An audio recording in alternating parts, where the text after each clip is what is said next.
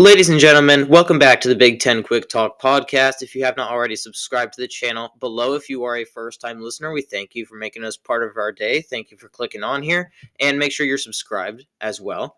And if you are a long-time listener, or a multiple-time listener, shall we say, we thank you for sticking with us here. It's a really fun off-season so far, more content coming out as well, so make sure that you're sharing with your friends and family, and let's get right into it. Now, I would like to preface this before we go any further. In my ideal world, I would go back to what we had traditionally and really not expand and make super conferences, but we are already here and there is no going back. So, being as realistic as I possibly can, I will outline for you guys a realistic Big Ten that can work for the next decade. They seem to be switching it every couple years now. This Big Ten model that I have put together can work for the next couple decades, and it won't fail. And it's really foolproof, in my opinion. So let's get right into it here. I just want to make that preface for you guys that are traditionalists shouting at the sky that we need to go back. We do need to go back, but it's not going to go back to the olden days. The olden days were great. Traditional college football is great. We're not going back there. We can keep elements of it, and that's great. But anyway, that's my preface. Let's keep going. As you can see on your screen here, we will be adding 2 teams to the Big Ten Conference to make the Big Ten Conference a 20-team conference. I chose the Florida State Seminoles because this is the most realistic thing that's going to happen because, Florida State, they have been really in the trenches here with the ACC. They really want out of the ACC, and several reliable sources have told me that they're going to be out in the next 6 months to a year, kind of like what Oklahoma and Texas did. They announced in the summer that they were going, summer of 2020, I believe, and I expect it to be something like that. And really, I think the Big Ten Conference makes the most sense. The SEC says that they're done expanding for now, and I think that they fit right into my model. And the other team that I have, the Arizona Wildcats, who may be scratching their head, why Arizona, man? But we think back to when they added those 4 teams out west. They included UCLA in there, and they didn't include UCLA because they are a football school. They are a national brand when it comes to basketball.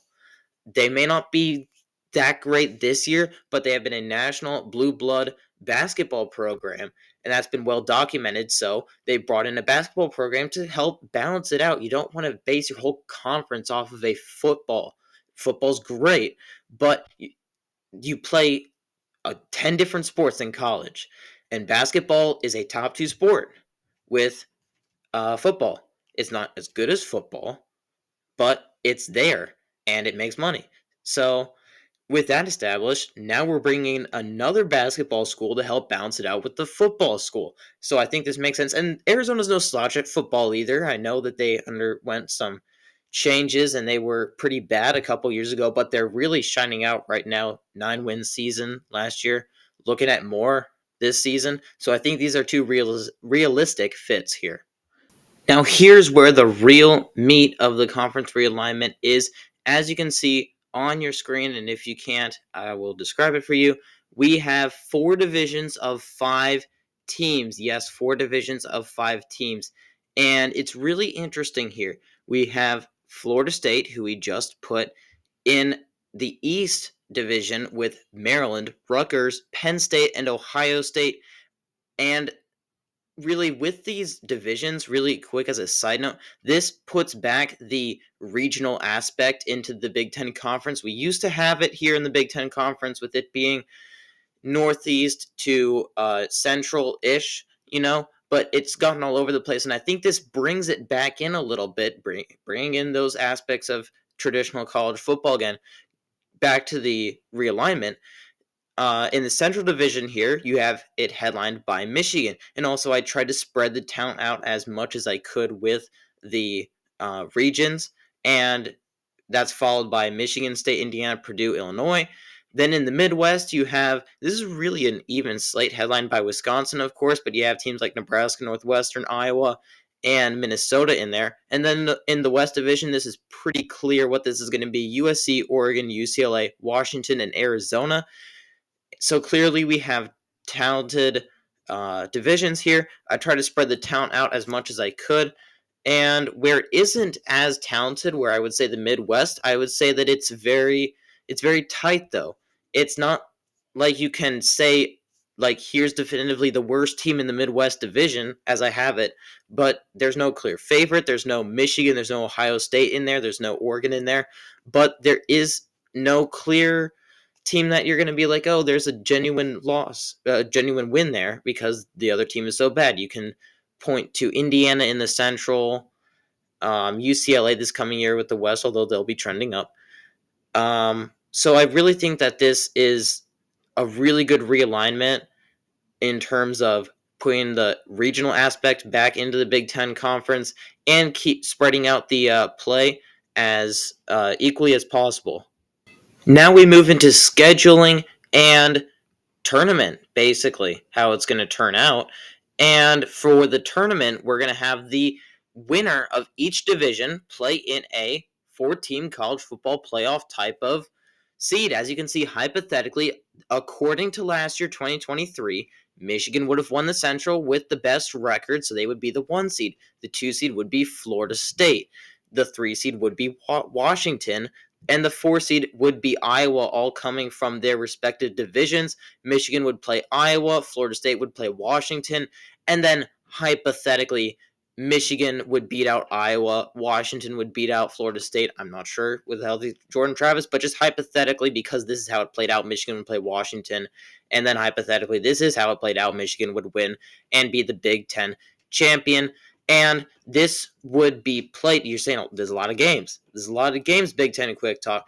I understand. This is why now we're moving into an actual hypothetical schedule here. Michigan's hypothetical schedule that I drew up. You play 11 games. Now, there's going to be some pushback there. Oh, there's not as much emphasis on the regular season. I actually disagree there. There's more emphasis on the regular season since you take out a week. More emphasis. The games matter more with an 11-game schedule.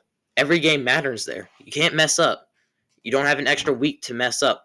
So here, you take that extra week that you would have had previously with the Week 12 as the Big Ten mini playoff, and then it would shake out normally because the 2 winners out of that 4-team playoff would go and play when the regular Big Ten championship would play out, so it would still time-wise be the exact same. And in this hypothetical schedule, you have your rivalry game in the different conference. Not conference, in the different division. In a different division. So for Michigan, their hypothetical rivalry game will be Ohio State in the East Division. They will play them every year. You play a rival every year. That should be a thing. So you have weeks 1 through 3 non-con games. Then you open up. This is a hypothetical. Indiana, a division game. You play all your division games.